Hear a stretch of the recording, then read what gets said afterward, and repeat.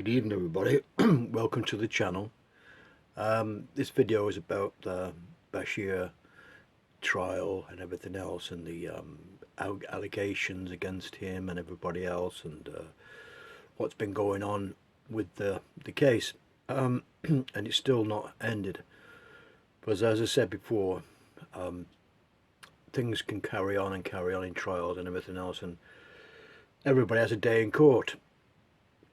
And I still think that Bashir is answerable to this allegations of corruption and everything else, what the BBC did. And of course, Diana's brother, I still was going to think about a case against him, I don't know. But as I say, the BBC are quite corrupt organisation. How this company can ever get over this, it fails me. So I'm going to just do my video on it, why I think the BBC is completely pathetic now in this day and age. It shouldn't be the British Broadcasting Company. It should be the British Broadcasting Company. Change it to British Criminal Corporation. That's probably what it should be called. Because all these allegations that have come up, and it's up to you what you think. But I'm just making my video about it because I think it's totally out of order, and these things come to light, and of course reports come by governments and everybody, inquiries and all the rest of it, but they'll never get over this one. It's even to me it's even worse than the Savile cases and everything else, and all the corruption that goes on at the BBC. It just never ends. So I just don't know what you think, because I'm going to play one or two things. I'm not going to play the Bashir interview because I think the royal family have had enough of that. They've all had enough of that corruption, which is totally corrupt, which we all know now. So it's just something that's part of history that we can wipe out in all our memories of Diana, which a beautiful woman she was. And that interview should never have happened, as we know now. Anyway folks, I'm going to play the video and the things. Let me know what you think, leave some comments, and it's just what I feel, why the BBC is just on its last legs, to me, in my opinion now. It's so corrupt. They'll never get over this this situation. And if you want to become license free, join me as Inspector C and become license free. And let's start again with this BBC. It's just completely start again. Because not only it's just the BBC, it's the management there as well, who are corrupt, and well, not corrupt, but just incompetent, put it that way. Anyway, I'm going to leave it there folks. I'm going to play the video and see what you think. Anyway, thanks again. But her interviewer, Martin Bashir, had gained Diana's trust with deception, using fake bank statements to undermine her staff and telling lies about Tiggy Legg Burke, the nanny for Princes William and Harry. Now known as Alexandra Pettifer, she was at the High Court today to hear the BBC admit Mr Bashir had falsely claimed she had an affair with the Prince of Wales, become pregnant and had an abortion. Afterwards she said, "Sadly, I am one of the many people whose lives have been scarred by the deceitful way in which the BBC Panorama was made and the BBC's subsequent failure to properly investigate the making of the programme. The distress caused to the royal family is a source of great upset to me." Tiggy Legg Burke was one of the great mainstays to those two boys, particularly when things were difficult between the parents. And then to have her accused in this way was really absolutely disgraceful. Had it not been for that interview, it's quite possible that some sort of a calmer arrangement could have been made between the parents, and none of the tragic circumstances that happened, perhaps they wouldn't have happened. The BBC has apologised to Alexandra Pettifer and the princes and will pay the former nanny substantial damages. Director General Tim Davie said, "Had we done our job properly, Princess Diana would have known the truth during her lifetime. We let her, the royal family and our audiences down." Tom Mangold also worked on Panorama and says it's a shameful episode for the whole corporation. "I'm not exaggerating. I couldn't go to the canteen for a cup of tea without asking the producer's permission. So the idea that Martin did all this on his own, without supervision, is inconceivable to me. It was a long way off, that thought. Diana's interview was a tipping point of deceit, with repercussions that are still being felt. Catherine Jones, 5 News.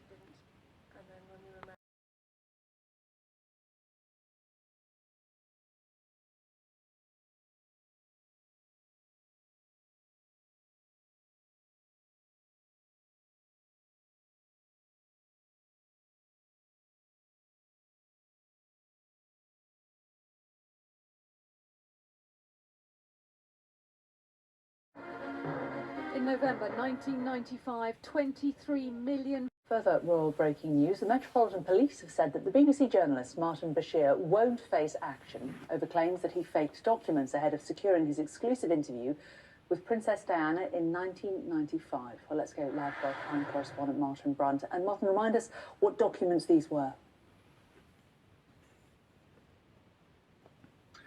They were allegedly fake bank documents that, and the allegation at the time, these aren't new allegations, and they surfaced about a year after the 1995 interview, a shocking interview with Princess Diana, in which she revealed grim details of the state of her marriage. But the allegation was that Martin Bashir, the interviewer for BBC's Panorama, had used fake bank documents to gain access to Diana by showing them to her brother, Earl Spencer, and persuading him that royal household employees were being paid by the security service to spy on Princess Diana.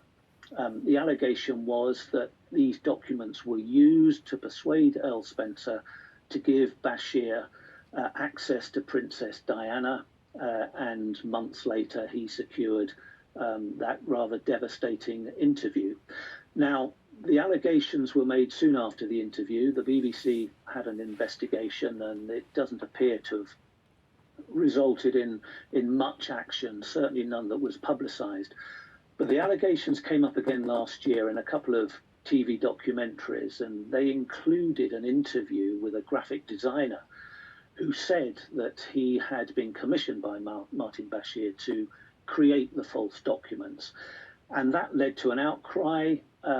In December, the Commissioner of the Metropolitan Police said that an investigation hadn't been started by Scotland Yard because they simply hadn't had a formal complaint. But in January, a couple of months ago, they did get a formal complaint. It's thought from Earl Spencer's former head of security, and at that point, so within the last 2 months, Scotland Yard started what they call an assessment of the information that they were given. It wasn't a formal investigation, it was an assessment. That's how police describe these sort of pre-investigation activities these days. Anyway, today Scotland Yard has said it's not going to launch a full investigation, and it's a brief statement from Scotland Yard. Commander Alex Murray had said that the Yard had received correspondence alleging unlawful activity in connection with the documentary in 1995. I think the allegation must have been of fraud, forging the documents. Commander Murray goes on to say this was carefully assessed by specialist detectives.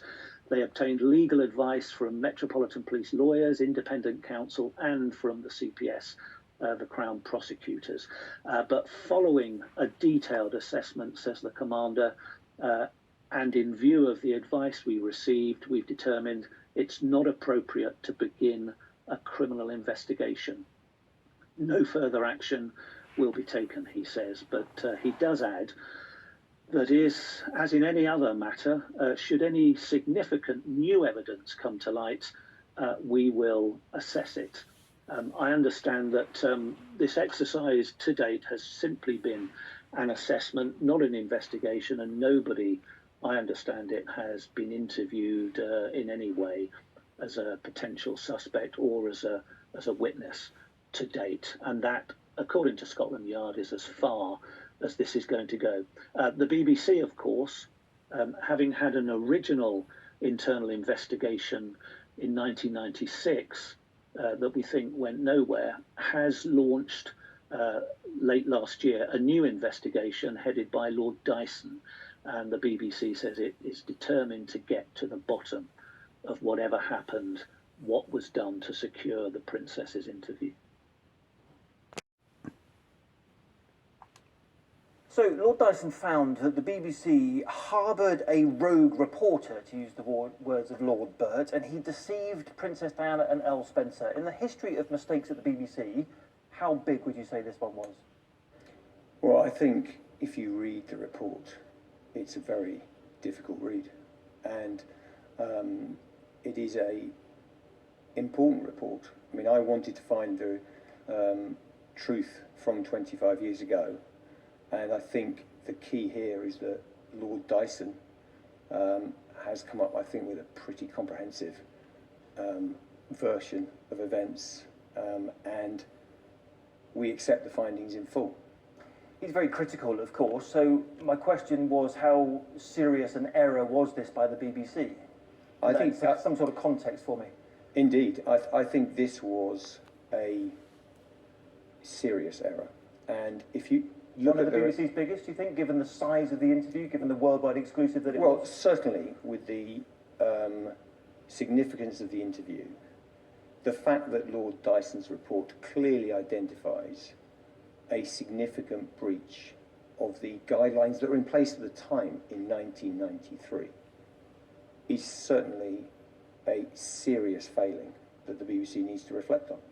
That Martin Bashir was able to fake bank statements, the word mock-up has been used, but also this is fraudery. So as much as we talk about deceit, is it your view that there are some criminal investigations which are warranted as a result of what Lord Dyson has found? Well, as you'd expect, I can't judge that. That has to be a matter for the police to look at what is available in Lord Dyson's But you're willing to report. admit that forgery has been committed here in order Indeed, to deceive Princess Diana? The documents were faked, forged, and it is clear in the report that that was the case.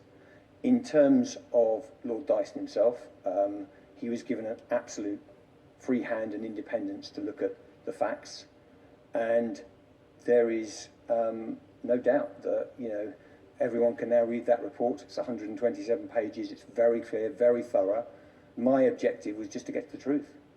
You had a chance to look into this in 1996. In fact, your predecessors, the people who used to sit in your chair, looked into it, and they found, despite all the allegations, that Martin Bashir was an honest and honourable man. Was that a cover-up or just a massive human error?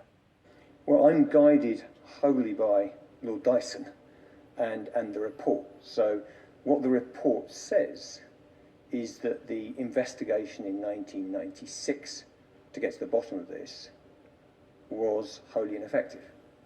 And led Lord Hall to conclude that Martin Bashir was, in his words, quote, an honest and honourable man. How on earth could he have made that conclusion, given that Lord Dyson says he lied, Martin Bashir lied? Well, I think people need to go to the report because it explains quite clearly the evidence that those looking in 96 assembled and made their judgments on.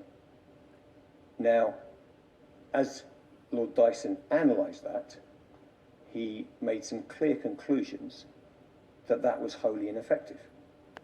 And that is the essence of his finding. And yet, rather than censure Martin Bashir, the BBC at the time said that the graphic designer shouldn't ever get any work again. They basically blamed entirely the wrong man. And do you think that man, Matt Weisler, is now able to take legal action against the BBC, given that you stopped his career in its tracks? Well, the first thing is we've offered a full apology to those that have been affected. But he might want some financial recompense for what he did to when his it career. comes to what results from this investigation, which we commissioned and led, I think it is too early for me to speculate on where that leads in terms of those types of matters. I would say today we offer a full and unconditional apology to those affected.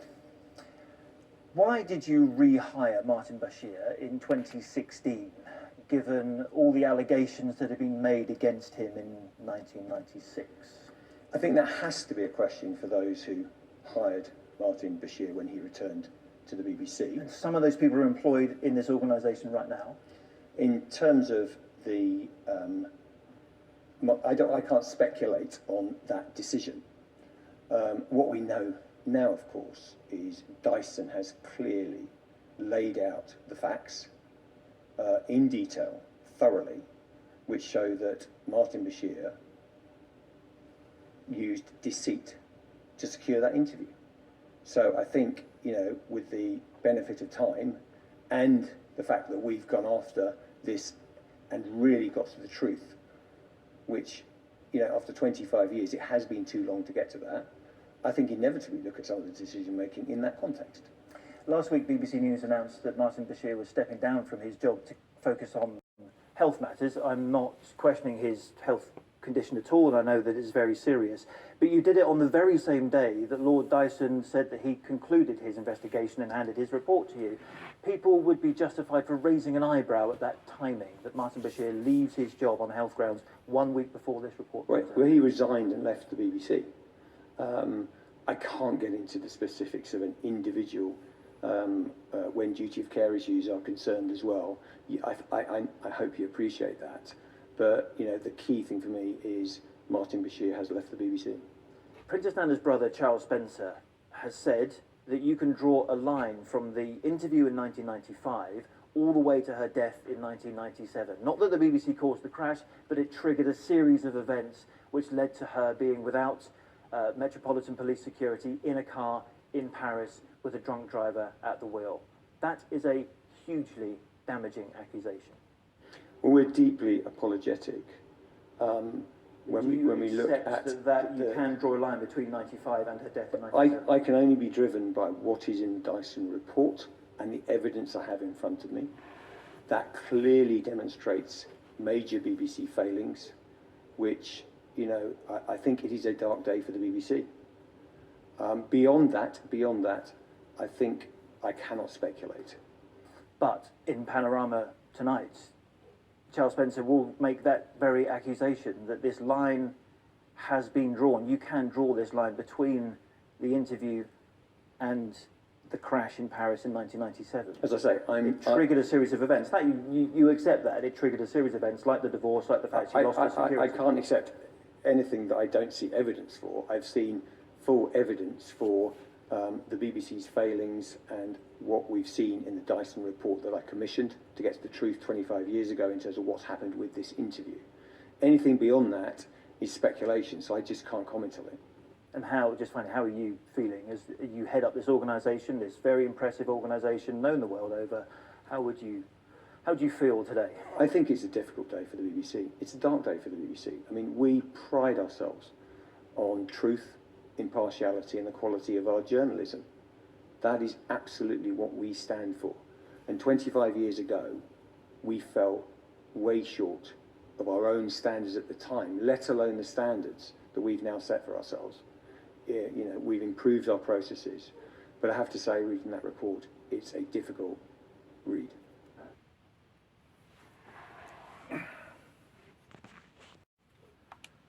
It's several months now since the BBC was found to have been woefully inadequate in its handling of the interview that Martin Bashir did with your late sister, the Princess of Wales at the time. Now you've had some time to reflect on that and think about what happened. How do you feel about that finding?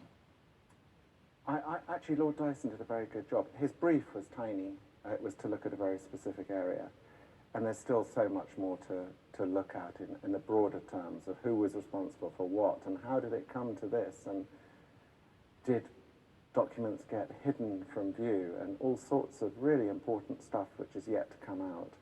So I see the Lord Dyson report as a very welcome development, but there's still a long way to go with this. How far is there to go? What more can be done?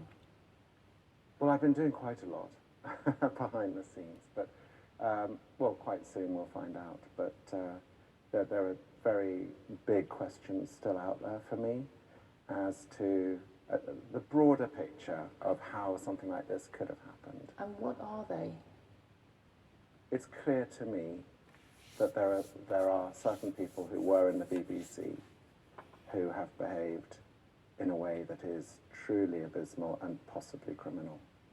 How far can you take that now, yourself, personally? That's the question, and I've got people looking at that, and we'll see. But it's not going to end now. I'm not saying that as some ugly threat. It just can't stop here because there's still more to come out.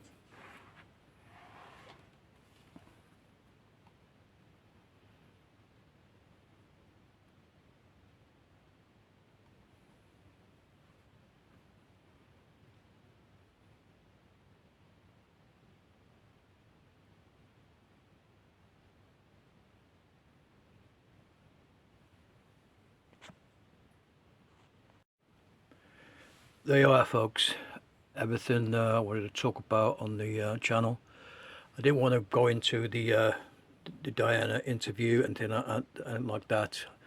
I don't think it's appropriate. It's just my opinion, what's going to happen. Maybe Diana's brother will sue the BBC or sue somebody, or Bashir, or whatever. Whatever happened, obviously happened, and it was a very sad thing what happened to Lady Diana. And of course, this interview didn't help the matter, as everybody is aware. But that's just my thoughts on what happened, and of course why I don't watch the BBC, and why I don't want anything more to do with them, and why I started this channel up. Not just about this, but it's come out now. Jimmy Savile was worse, but this is one of the worst things, I think. More than the Jimmy Savile affairs and everything else and stuff. It is absolute disgraceful what went on at the BBC. I'll just leave you with this thought that I think Diana's brother still got things to sort out, and this is not going to be the end of this story by any means. I think the public may want this BBC to change, and I hope you will understand that's what I'm after. The whole lots need to be changed, a complete clear out of the whole BBC and its past, and a new broom swept in, and start again. Basically, that's what I think. They'll never get over this tarnishing. Now, whoever's to blame, like I say, they've had this Dyson report and everything else, and there's people there who are still accountable, who didn't do what was right. They let things go to get a story, like they did to Cliff Richard and stuff like this. People who work for the BBC, and of course other people got hurt, like the person the whistleblower, the graphic artist, the guy I'm just remembering to sort of mention, who there were a lot of people who stood up against other people, and before this interview got made, but it was swept under the carpet. And there were the people who've been compensated now, like the nanny we just saw there, and other people, the graphic people who worked on Panorama, who were a whistleblower. So you've got to hold your head up for them. They've been through a lot themselves, and of course, as we know, the royal family, the kids of Diana, and obviously and Prince Charles as well, and everybody concerned. It was a whole mess, the biggest mess in British history, in my opinion, of the British corporation. When they should name the BBC, it shouldn't be the British Broadcasting Company. It should be called the British Corruption Criminality Corporation or something like that. So they want to change it. That's what I think, and I think everybody has the right. And if you want to be license free, not watch the BBC, they will get a big shake up, and they will change their ways, and there'll be a whole new structure. And a lot of people worldwide as well, that must be disgraceful to be anything to do with the BBC. But that's it, folks. That's how I feel, and hope you leave your comments and agree, and we'll leave it at that, because it's a very emotional thing. Obviously Diana's not here. Maybe this interview hadn't happened, things may, like in one of the biographers there, when the historian said, well, things may have patched up between them or something, or whatever. And you never know what might have happened, but it's too late to sort of speculate on that now.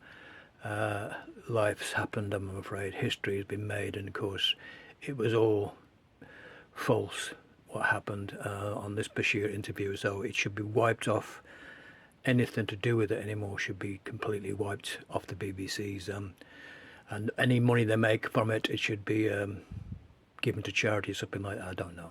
They're supposed to be doing that, but I don't think they've done that yet anyway. Typical BBC.